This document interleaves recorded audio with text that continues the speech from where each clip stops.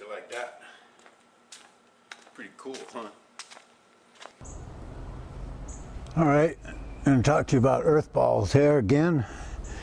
And basically what we've got here is a soccer ball, but it's made exactly the way we're going to put together these earth balls, with the pentagons, which are 5-sided, and the hexagons, which are 6-sided. And when they're all fit together in this manner, you end up with a sphere, and thus you end up with the earth ball home or greenhouse. You'll see in the previous videos where we're at with this. We have the full-size earth ball together. It's 12 feet, and it's made out of basically 4-foot panels. And that's what I'm going to get into, is how we're going to make these panels. And they're, like I said, we're making them out of 4x8 sheets. This is the most economical way to put these together. So we're using this is foam, okay? So it's, you can see it's pretty dense, okay? And it comes in 4x8 sheets. And then what happens is this is sandwiched together between this material, which is called PVC flexible. And as you can see, this stuff is flexible. You can twist it, turn it. Here I've pushed it to a good degree where it broke.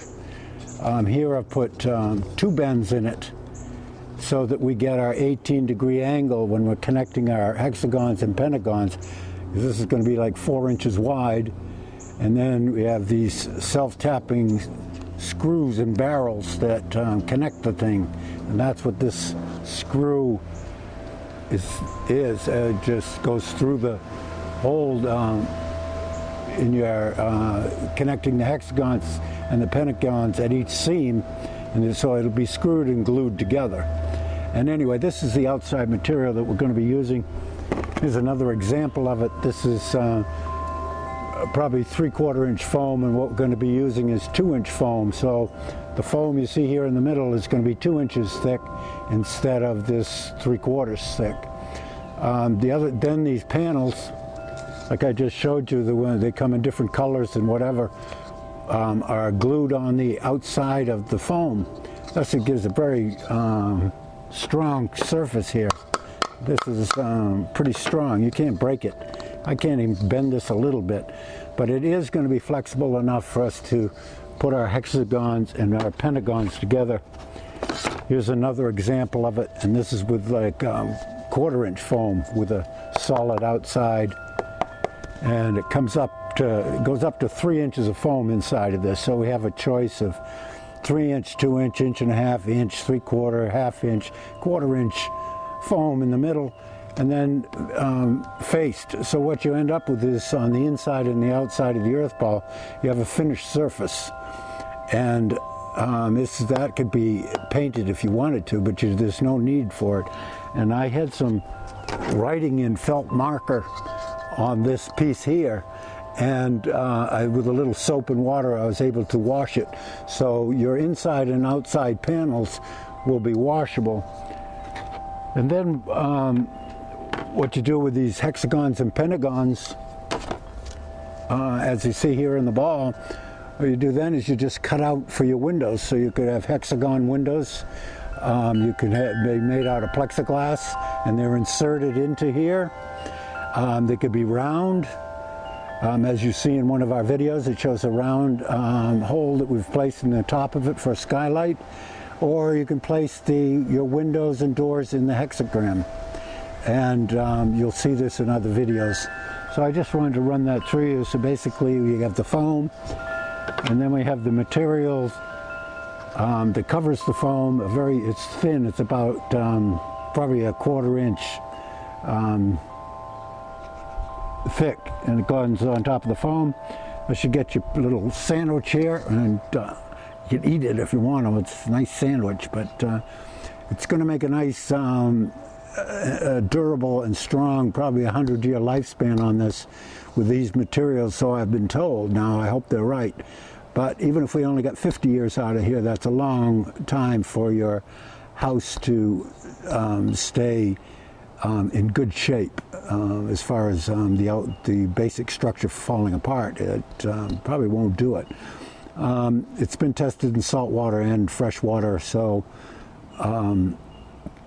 basically that's what we do. We make these pentagons and hexagons out of this material, so they're cut out of 4x8 sheets, and with as little loss of material. And basically the sheets are anywhere from $100 to $200 a piece, depending on the thickness. So then you add that, or you times that times, a cipher in here. We cipher, and we get 20 hexagons and pentagons at, let's say, $150 a piece. You come up with X number of dollars, and that's what it'll cost for the basic structure of the earth ball. And then there are other things like the legs that go on it, et cetera, et cetera, et cetera, and the windows have to be cut in. So you're basically getting a house for around $7,000 with the windows and your shelving intact, and you basically got yourself the basic structure of a house for $7,000, and that's the same is true with the greenhouse. So the greenhouse is nothing more than this, just with more windows in it, designed to grow vegetables and your food source.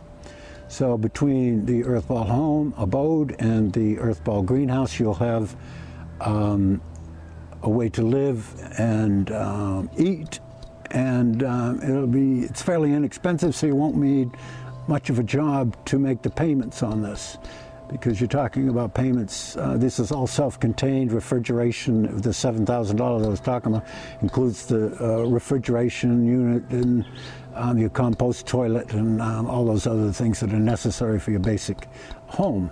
And it collects rainwater for your showers, etc. I've got into this before, but I'll just kind of recap here, and I'm going to end here. But basically, that's what you got. And this is shows a little wind generator up here on the top that powers it to 12 volt. And this guy Monty that I've been working with his electric cars and electric motorcycles and electric race cars. Well, we've got this whole electric thing down, so that with solar panels, etc., we'll be able to power your home with solar panels, and have plenty of power also for your motors, your electric motors that will power this through the water. So you can move your home from point A to point B on the water with an electric motor connected to a propeller. Then on land, you wouldn't need that, so you kind of eliminate that. But you don't. There's no foundation on this, because you don't want this earth ball to. You want this earth ball to move. You don't want it attached to the ground, because in time of flood, you want your house to be able to float and rise with whatever water comes in, and flood whatever. And then after the water leaves, earth ball may not be in the same place it was, but it will be, you'll probably be able to find it, it'll just have moved somewhat. If you anchor it or tie it to a tree or whatever, you have to be innovative there. And so anyway, I just wanted to let you know where we're at here, and peace, love, and later, Earth citizens. I'll have some more information for you as we continue to put this together.